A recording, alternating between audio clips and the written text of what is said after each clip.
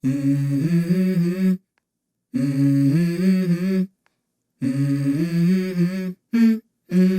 go. Sunderland turned out in their new away kit for the first time today in Spain. A gorgeous reworking of the 92 kit. Some were handed to supporters who had booked the trip with the club. And in total there were 2,500 Sunderland fans who turned up to watch the lads.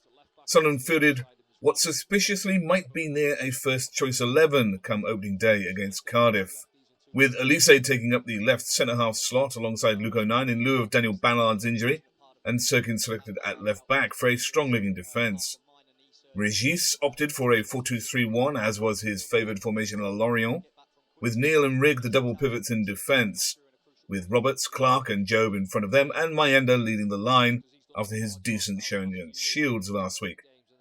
Although Rigg would advance in possession, as would Hume, to make a much more fluid system that this initial starting selection looks.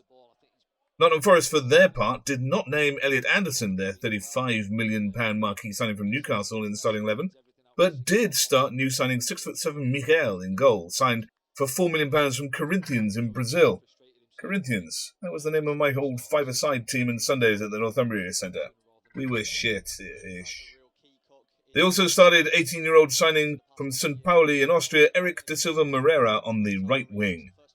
But what did this game tell us about Regis Le Bris's plans about how to play football? Last weekend, it is Sunderland against Nottingham Forest, and we are very soon underway.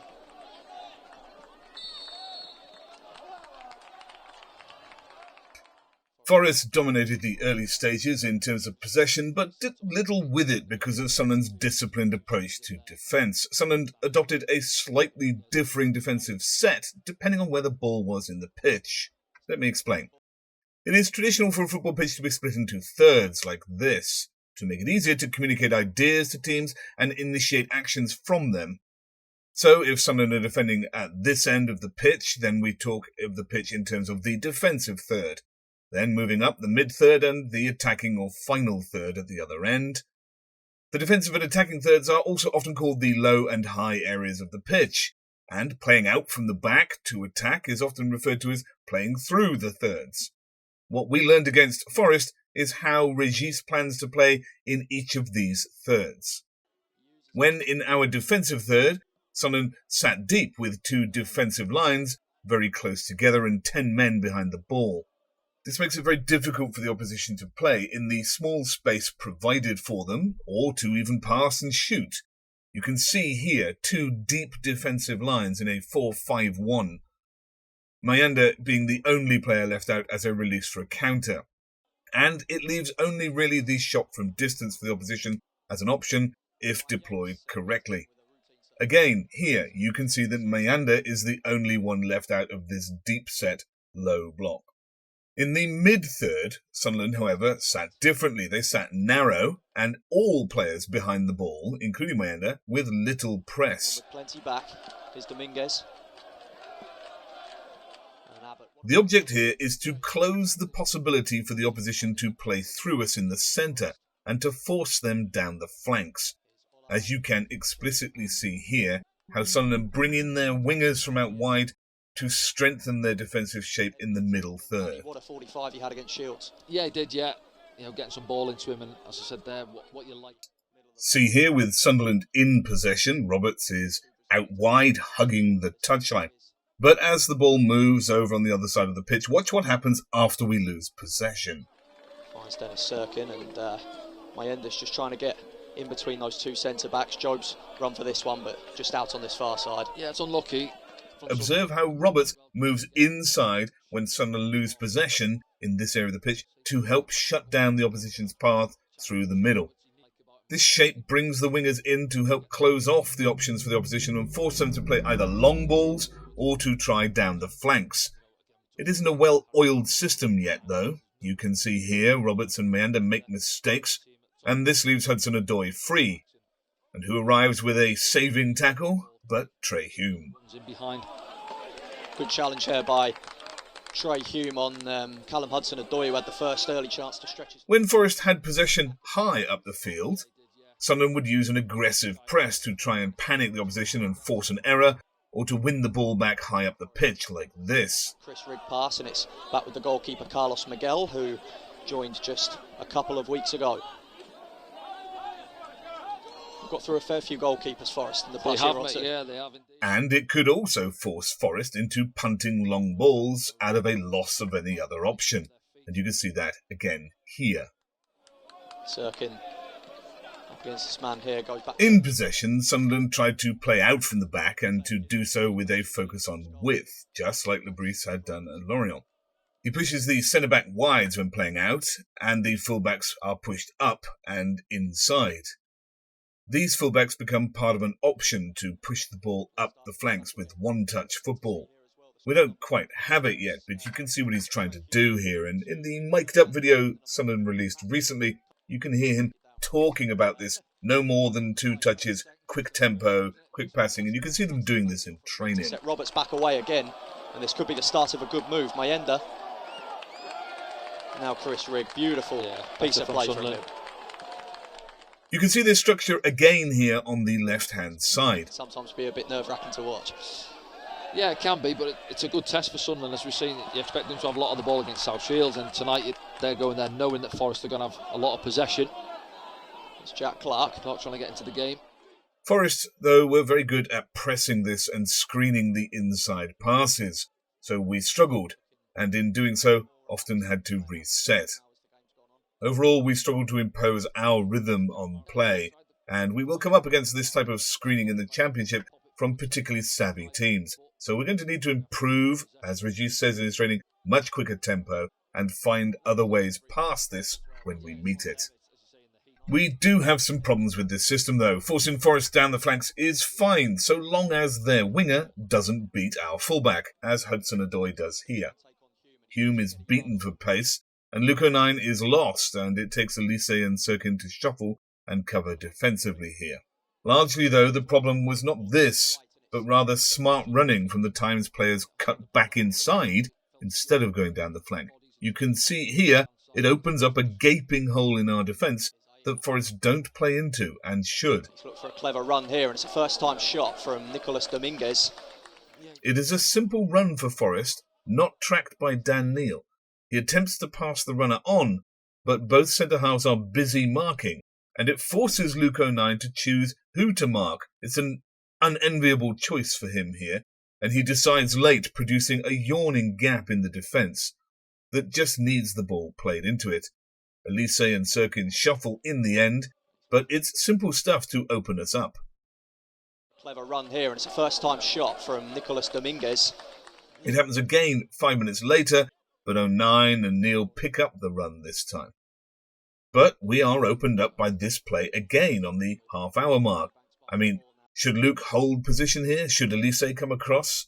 We definitely need better communication, and this is something that teams will target in our structure.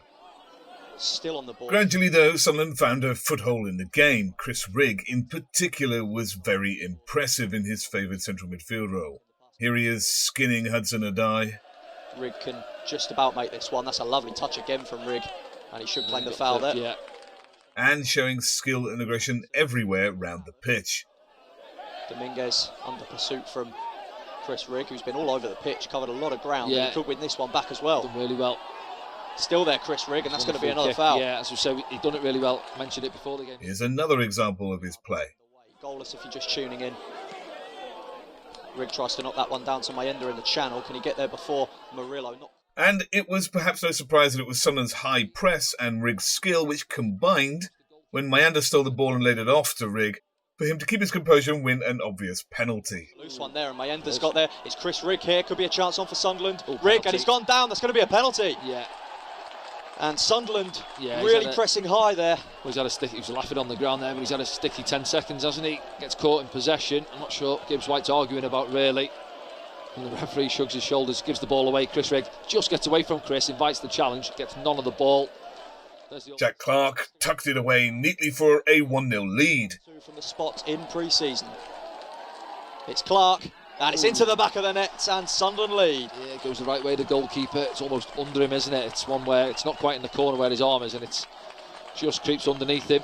Even defensively, we were improving. Luke here matches Wood's run into the channel and fends him off successfully. Looking to find Chris Wood in the space. Luke 09 does enough there. Nice. All in all, we finished the half well and on the up. Even looking like we might get another chance. Up against Danilo. What can he do here, Joe? It could open up for the shot, in fact. It's immediately blocked. It's found its way to Roberts. Job again tries to... Forest brought on some sizable talent at the start of the second half, though. Ibrahim Sangare signed for 30 million from PSV Eindhoven and Omar Richards from Bayern Munich, Elanga from Manchester United and Elliot Anderson from Newcastle. These four players alone totaled 100 million in transfer fees, and these fresh players had much more energy at the start of the second half in the heat of Spain. You can see the defensive transition here. Watch Clark move narrow and the team adopt a compact shape to play through the centre. Quite well, he was a handful for the centre-backs. Get him into the game a little bit more at the top end of the pitch. However, it was no surprise that we were undone by a loss of this shape and a diagonal run. You can see Clark move up here on Neil's instruction. Clark should be closer to that man in front of him, opposite Roberts and in front of Neil. That's what Neil's pointing at. And Forest sees the chance to play it into the space he has vacated. All it takes from there is two smart turns, and a diagonal run opens us up once again. Hume can't stop the shot, and Pato has little chance but to rely on luck at such close range. It just goes to show there is still work to do on Le Bris' system, and the positioning is really crucial. The rest of this half provided more examples of Le Bris' system in attacking up the wings, and the transition of the team's shape when possession is lost. It was almost too short for him, but Forest have. And we saw an opportunity to attack Forest's defensive line with some of the smart running that they had used to open us up. Runs like this should be second nature to a striker under 10. But we don't really have either, and certainly none of experience. The closest is Adil El-Shish as a 10, and no surprise, he's one of the only players who can spot and does make these kinds of run into space. Things to improve on then. For most of this second half, though, Forest dominated our tiring players until Regis made his first sub after the hour mark, with Pierre Ekwah coming on for Chris Rigg, and he looked decent in a few minutes before being injured. I mean, he was okay to carry on, but I know that he missed the next game against Eldense. Look at the runners here off Clark. He has Sirkin, Job and Hume all about to break off the line. He opts for Hume, and it's unlucky that we don't make something of this. We're starting to come into the game. Another example of Regis' system here, where Clark wins the ball and races up. There's nice passing to play out with and finding space. So elegant on the ball in the middle of the park there. Yeah, generally has good pictures, doesn't he? Sees what's happening. And when the ball is lost, Sunderland then press high. And he's done very well, and he's played the switch over to Clark. He's got Job to his right. Omobamidele with the interception. Here's Anderson. Great skill there by Roberts, as you said. Then, with half an hour to go, Le Bris made more subs. Hjelde for Elise, Pembele for Hume, Mundell for Clark, Embo for Neil, and Rusine for Mayenda. Like for like, keeping the system. 70-minute mark, isn't it? These subs and the drinks break helped as we got back into the game. Ekwah received the ball twice and dealt with things very well, turning nicely. Sirkin. Romain Mundell will be delighted. 20 minutes in the shade, isn't he, down below us? Absolutely. Then more subs entered the fray. Watson for Roberts, Oshish for Bellingham, Bennett for Sirkin at left back, and Anderson for Luke 09. And the fresh legs continued to help us pressure high up the field. Here only a foul by Pembele loses out what might turn out to be a good position. Get to it, and now Turner plays it back out to the left-hand side. Under immense pressure, Forest from Watson and then deeper. Here we can see Mundell gets the ball, cuts inside, and Dewey and Watson make good runs. The fullback overlapping nicely as the Bris wants, but the pass isn't played. Outside, and he comes infield. Here's Pembele, who's up to join the attack. And Hjelde showed himself to be a much better player at centre-half than he was at left-back at the end of last season, cutting out this ball. Through there for Elanga, it's intercepted by Hjelde. Yeah, he does well at Elanga, just... And with a fine defensive header here. Spanish sky there, but it's dealt with very well by Leo Hjelde, who's been very tidy. Ashish eventually nearly puts Rusine in, but his flashed header was just above the bar. It's going to go straight into the box, aiming for Rusine! And just over the top. And as the match played out in the final minutes, it seemed as though a developing Sunderland side had actually performed quite well against decent opposition. Certainly on corners we looked much more solid than last year. We faced 4 corners all game and won all of them. Here's the 9th minute. Morgan Gibbs-White, the Forest skipper. It's gone to the far stick and Patterson's just about dealt with it. Mayenda heads clear. And the 17th. In it goes, it's headed away. And here's just after the half-hour mark. It comes to the 6-yard box, it's dealt with well enough. And again on the hour. A solid showing and much better than last year. Comes from Williams, headed away by Mayenda. That was until the final minute of the game when Jerry Yates met the corner ball and Patter had to make an excellent double save to deny him the winner. Has gone with him. Mundell making his way now back into the box. Here comes the corner, and it's a great save from Patterson and Yates. Again. And it's stayed out in the end, cleared by Embleton. And that's Overall, though, we looked reasonably solid out of possession, tracking box runs aside. And in possession, there is a clear plan, but not one we can execute particularly well or rapidly yet. This hopefully will come. I hope this provides a good insight into how Regis intends to play, as I'm on holiday until our second league game of the season, so I won't be back before Sheffield Wednesday. But if you want to know more about how Regis Le Bris plays football, then I'll link the tactical lowdown on him top right now, as soon as I've beaten the French Ligue 1 copyright zealots. And if you like what I do, then please subscribe, share, and I'll see you in 3 weeks.